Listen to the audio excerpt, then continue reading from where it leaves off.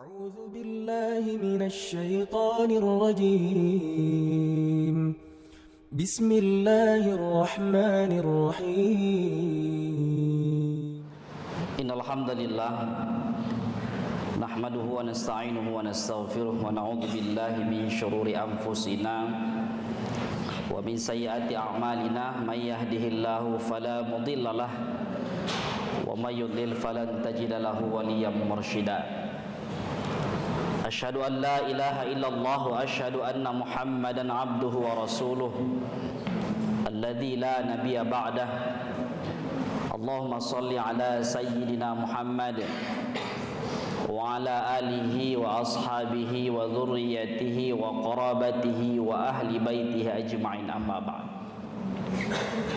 فيا عباد الله اتقوا الله حق تقاته ولا تموتن إلا وأنتم مسلمون ثم قال الله تعالى في آية أخرى أعوذ بالله من الشيطان الرجيم ألف لام ميم ذلك الكتاب لا ريب فيه هدى للمتقين ثم قال الله تعالى في آية أخرى أعوذ بالله من الشيطان الرجيم شهر رمضان الذي أنزل فيه القرآن هدى للناس وبينات من الهدى والفرقان صدق الله العظيم وصدق رسوله النبي الكريم ونحن على ذلك من الشاهدين والشاكرين والحمد لله رب العالمين. Jamaah salat Jumat yang dirahmati oleh Allah Subhanahu wa taala. Bersyukur kita kepada Allah Subhanahu wa taala dengan melafazkan alhamdulillahirabbil alamin atas segala limpahan rahmat dan nikmat kepada kita semua sehingga kita mampu melaksanakan salat Jumat secara berjamaah di masjid Yayasan Pendidikan Sofiatul Amaliyah yang kita cintai ini. Karena sungguh tidak ada satu amal perbuatan pun yang dapat kita lakukan sebagai manusia melainkan perbuatan itu adalah atas izin daripada Allah Subhanahu wa taala. Salawat dan salam kepada Rasulullah sallallahu alaihi wasallam. Allahumma salli wa sallim wa barik alaih. Mudah-mudahan dengan senantiasa berselawat kepada beliau kita mendapatkan syafaatul uzma di akhir kelak nanti, amin ya rabbal alamin. Selanjutnya marilah kita bersama-sama pada bulan Sa'ban yang mulia ini meningkatkan ketakwaan kita kepada Allah Subhanahu wa taala. Bertakwa dalam arti menjalankan segala perintahnya serta menjauhi segala apa-apa yang telah dilarang Allah kepada kita semua. Ma'asyiral muslimin wa jumratus salihin rahimakumullah. Adapun tema khutbah kita pada Jumat yang berbahagia ini adalah Al-Quran is my guidance, yang kalau diterjemahkan dalam bahasa Indonesia, Al-Quran adalah pedoman hidupku.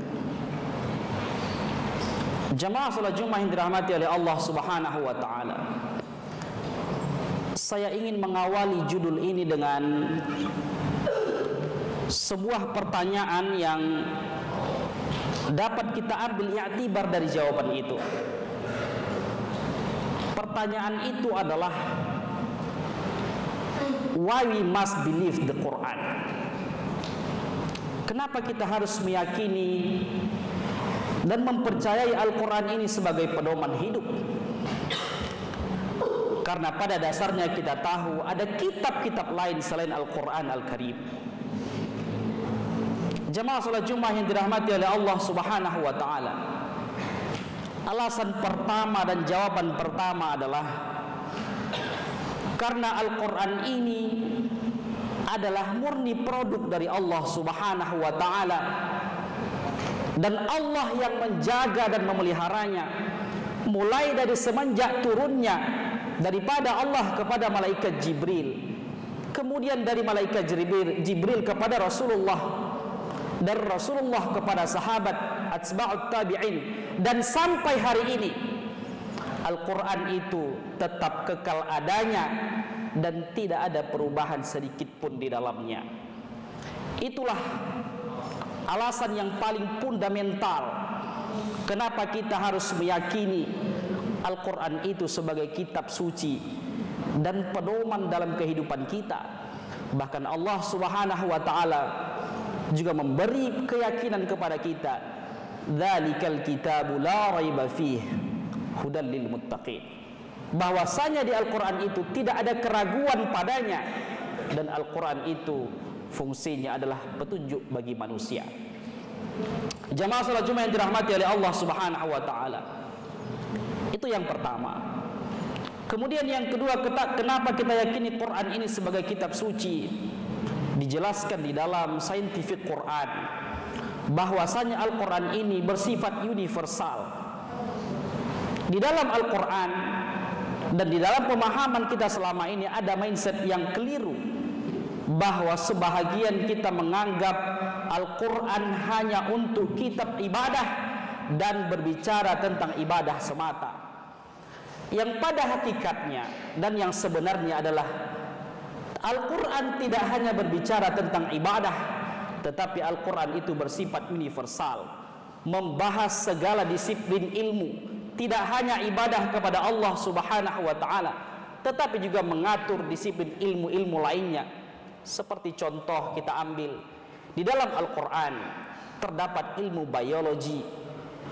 Di dalam Al-Quran juga terdapat ilmu teknologi, seperti mana yang telah dijelaskan Allah Subhanahu wa ta'ala dalam surah Al-Mulk ayat ke-19, membuat satu perumpamaan bahwasanya bagaimana Allah menerbangkan burung dengan dua sayapnya dan menjaga keseimbangannya, sehingga hamba yang beriktibar dari ayat itu terciptalah satu teknologi yang sangat canggih yang disebut dengan pesawat terbang, yang juga hampir mirip dengan perumpamaan yang Allah berikan dalam Al-Quran. Al-Quran bersifat universal, tidak hanya biologi dan teknologi. Al-Quran juga berbicara tentang keadilan. Bahkan kata adil itu sendiri pun adalah merupakan akar kata daripada bahasa Arab, kemudian diserap menjadi bahasa Indonesia. Tidak hanya tentang keadilan, Al-Quran juga berbicara tentang ilmu sosiologi, ilmu kemanusiaan, dan juga ilmu loyalitas dalam hidup bersama manusia. Jemaah salat Jumat yang dirahmati oleh Allah Subhanahu wa ta'ala, tidak hanya itu, dalam Al-Quran juga pada konsep universalnya, ia juga merupakan kitab matematika yang diteliti dari seluruh buku yang ada. Yang paling banyak angka matematika dalam sebuah buku itu adalah terdapat di dalam Al-Quran. Jemaah salat Jumat yang dirahmati oleh Allah Subhanahu wa ta'ala, ini yang kedua, bahwa Al-Quran itu bersifat universal, tidak hanya membicarakan tentang ibadah kepada Allah Subhanahu wa ta'ala, tetapi juga berbicara tentang ilmu disiplin kemanusiaan dan lain sebagainya. Kemudian yang ketiga, kita yakin Al-Quran itu sebagai pedoman, dan kita yakini dalam kehidupan kita, karena Al-Quran itu memiliki kemukjizatan yang sangat tinggi. Di dalam kitab I'jaz Al-Ilmi atau I'jaz Al-Quran dijelaskan bahwasanya satu-satunya kitab yang memiliki tata bahasa yang baik adalah Al-Quran. Tidak hanya orang terkesima mendengarkan orang yang membacanya, tetapi orang juga akan terheran dan merasa tersihir akan susunan kata-katanya. Dan susunan kata-kata itu sampai hari ini tidak satupun orang yang mampu untuk menandinginya. Itulah dia keajaiban-keajaiban Al-Quran. Jamaah salat Jumat yang dirahmati oleh Allah Subhanahu wa ta'ala, minimal dari tiga hal inilah kita yakini Al-Quran itu sebagai pedoman dalam hidup kita. Ma'asyiral muslimin wa jumratus salihin rahimakumullah. Lantas bagaimana sikap kita setelah meyakini Quran ini sebagai kitab suci? Jamaah salat Jumat yang dirahmati oleh Allah Subhanahu wa ta'ala, yang pertama adalah yang harus kita lakukan setelah meyakini Quran ini sebagai kitab suci, menanamkan kegemaran membaca Al-Quran. Sebagai seorang muslim yang baik, tentunya kita gemar membaca Al-Quran berbanding membaca teks ataupun membaca koran. Jangan sampai kegemaran kita membaca yang lain kalah dengan kegemaran kita membaca Al-Quran. Kata Rasulullah SAW, Iqra'ul Qur'ana fa innahu ya'ti yaumal qiyamati syafi'an li ashabihi. Bacalah Al-Quran itu, sesungguhnya Al-Quran itu akan jadi syafaat pada hari kiamat nanti. Dalam hadis lain Rasulullah jelaskan, nawiru buyutakum bitilawatil Quran. Hiasi, terangi rumah kalian itu dengan memperbanyak membaca Al-Quran. Jangan sampai kita yang belajar di sekolah Islam, kita yang berstatus sebagai muslim, membaca Quran pun tak suka, apalagi tak pandai membaca Al-Quran. Jamaah salat Jumat yang dirahmati oleh Allah Subhanahu wa taala. Itu yang pertama. Kita jadikan Quran sebagai pedoman. Kita yakini itu Al-Quran. Sikap kita yang pertama adalah harus rajin membaca Al-Quran di setiap saat dan di setiap waktu, tidak meski banyak, sedikit. Ahabbul a'mali ilallahi adwamuha wa in qalla. Kata Rasulullah, amalan yang dicintai Allah Subhanahu wa taala itu adalah amalan yang sedikit tapi terus menerus dilakukan. Kita baca hari ini 3 ayat, besok 3 ayat, dan seterusnya, tetapi istiqomah setiap hari membaca Al-Quran.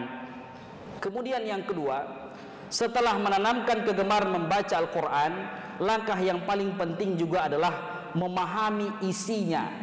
Sehingga ketika kita membaca Al-Quran, kita dapat memahami isinya, yang dengan pemahaman itu akan bertambah keimanan kita, dan dengan bertambahnya keimanan itu bertambah pula lah amal kebaikan kita.